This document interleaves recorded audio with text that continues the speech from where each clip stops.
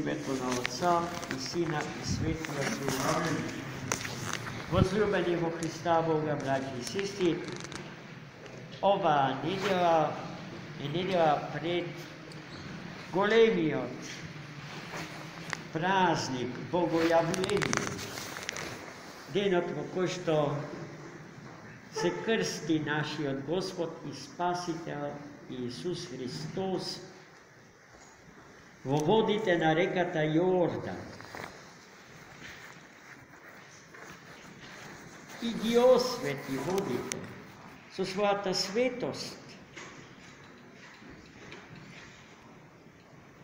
А знаеки дека водите се елемент на космосот, на светот, јасно е дека Бог ја избра водата како елемент на светот, за со неа да го представи сиот свет, и осветувајќи ги водите, да го освети сиот свет и човекот, чија природа ја зеде и ја носеше Логосот Божи, единородниот син на Отецот.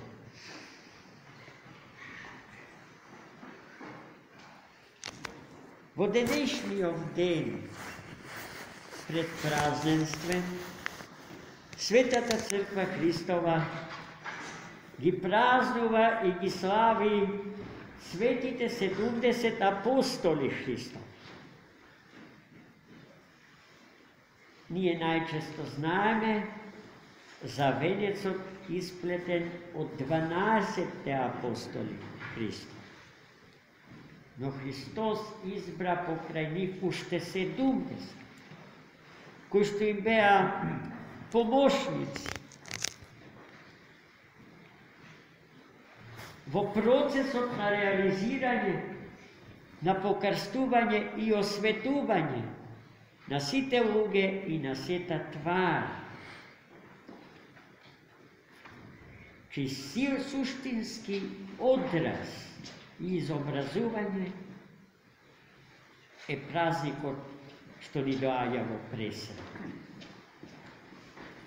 И гледајте на кој начин се оствари кажувањето Христово, упатено до првите од него повикани апостоли. Петар, Андреј, Јован, Јаков. До сега ловевте риби, од сега ќе ловите луѓе. А мрежата со која што ќе го извршите тој улов на човечки личности и души, ќе биде вашата вера во троедниот Бог. И гледајте со личностите од Бога избрани, најпрво и пред се 12 големи апостоли, а потоа 70 апостоли, Господ ја ги направи преку потребните јазли на мрежата од верата на светите апостоли и ја фрли така што 70 и пред тоа 12 беа распространети вдолж и попреку сиот свет. И по силата на љубовта, и по силата на вистината, која што ја зборува денес славените апостоли, светот тргна по Христа Господ. Нема континент, нема народ на планетава Земја кој што не чул за Богочовекот Христос. Нема катче на планетава Земја на кој што не се слави неговото свето име. И сето тоа им го должиме на денеславените 70 апостоли Христови. Тоа што тие тогаш биле, остануваат и денес. Но бројот на апостолите кои што земаат учество во изведувањето на светата и свештената мисија на Светата Црква, во чинот на спасението на човекот и на светот, станува се поброј. И се рачуна на тоа дека секој крстен човек со вода и Дух Свети треба да биде апостол на Светата Црква Христа. Да ја сее и да го сее евангелското семе за вистината Господня, за вистината за човекот, за вистината за светот. И мислам дека по тоа прашање се случуваат големи промашувања, големи неверства, огромни отстапки. Зашто имам впечаток дека не сите крстени се сметаат за одговорни за спасението на човекот и на светот. И малкумина, за жал, само од нив и меѓу нив земаат активно учество во мисионерската дејност на Светата Црква Божја, за која што безброј пати сме кажале дека не е институција, во ништо и со ништо и во ништо не наликува на која било друга институција. Денеска треба да се каже дека разликуваме владини и невладини институции. И Црквата Света никогаш не сме да се претвори во еден од ресорите на секуларната власт, што де факто таа е тоа и не само во нашавата ткова. Но тоа и само тоа не смее да се случи со неја, со Светата Црква Божја, бидејќи таа е жив организам. Таа е живиот организам на телото Христово. А телото Христово е телото на човекот во Богочовекот Христос. И ако сето тоа е така, а така е, секој од нас е жива клетка на тој организам.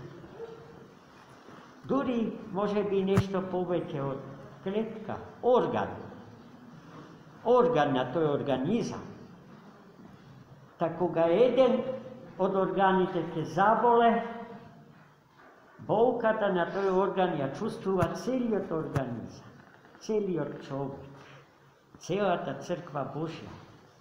Но и радоста на тој човек, радоста на тој орган е радост на целата Црква Божја. Најмили мои, заутре го празнуваме големиот празник во кој што Христос со крштевањето на човечката природа во водите на реката Јордан го изврши од него одлично дефинираното одсекување или обрезание на срцето. Наспроти обрезанието на срцето, кое што подразбира отсекување на страстите, што водат во грев, а гревот во смрт, до Христа Господа се сочуваше обрезание на дел од телото човечко. И Христос ни даде до знаење дека тој вид на обрезание денеска практикуван од евреите и муслиманите е безсмислено. Срцето да се обреже, тоа води во спасение. Да се отстрани опасноста од гревот, кој било, а ги има безброј, колку што ги има и страстите во човек. Значи да се отстрани, да се заобиколи опасноста од смртта. И секогаш се мисли на втората, така наречената екзистенцијална смрт, која што подразбира исчезнување на животот од Бога даден. Наспроти биолошката смрт, која што по природа е Бого човеколюбива и има за цел да го прекине, да го сопре теророт на смртта во животот на човекот воден, детерминиран од времето и просторот на овој свет и век. Значи, во тој ден Христос ја освети природата на човекот, но и природата на сиот свет. И тој чин ќе се повтори и во вторник на Богојавление, поради што ве замолувам да дојдете во што поголем број. Тој празник во ништо не е помалечок од Божич и од Велик ден, или од празник од Света Тројца или Дуовден. Ако сме христијани и ако се вкупниот наш живот сме го поставиле врз основите на тие свети празници, тогаш не би требало да си дозволиме каква год е пречка да го оневозможи нашето доаѓање на светата литургија. Но бидејќи живееме под посебни услови, добро би било да почитуваме, да испочитуваме известни препораки и правила што нашата влада ни ги упатува. Ги упатува до своите граѓани. За време на литијата и осветувањето на водите, добро би било да носите маски. Но исто така, добро би било да не се прават снимки и да не се објавуваат на Фейсбук или на во било кој друг компјутерски формат, за да не бидат соблазна за некого, кој што не ке може да го прослави празникот Богојавление онака како што ние ќе го прославиме. Бидејќи никој го нема овој преубав од Бога создаден природен купел. И тој купел од Бога ракотворен се наоѓа во нашето манастирско двориште. А правилата на нашата власт налагаат чинот на осветување на водите да се случува во кругот на црковните авли. Ние тоа правило ќе го исполним. Ќе го исполним. Со тоа што ќе треба да дополнително да се придржуваме до уште неколку други pravila za koje što pred malku zborova. Evo taka to od mene, tako vaš duhoven otec, nekoliko preporak i nekoliko sovjeti, za da možeme so čista совест, bez da bideme nečiji predizvik ili provokacija, v ovje teški dni za site luge na planetava i za sama ta planeta. Da se uskladime sebe si so tije normi za koje što treba da se zastane, samo zato što treba da se počituva naloženje od red i pored. Bez da navleguvame, po kakva gode filosofska rasprava za to, da li sve to ima nekakva realna osnova i opravduvanje. To ili za to ki se rasprava potom.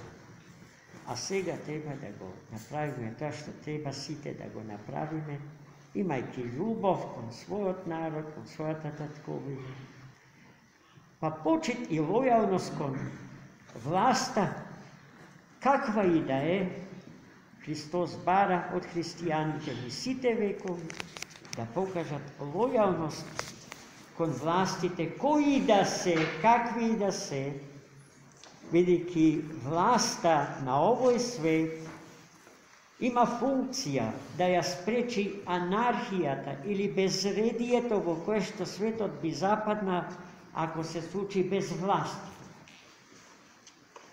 I gledajte kako je sve to povrzano, glaboko osmisleno.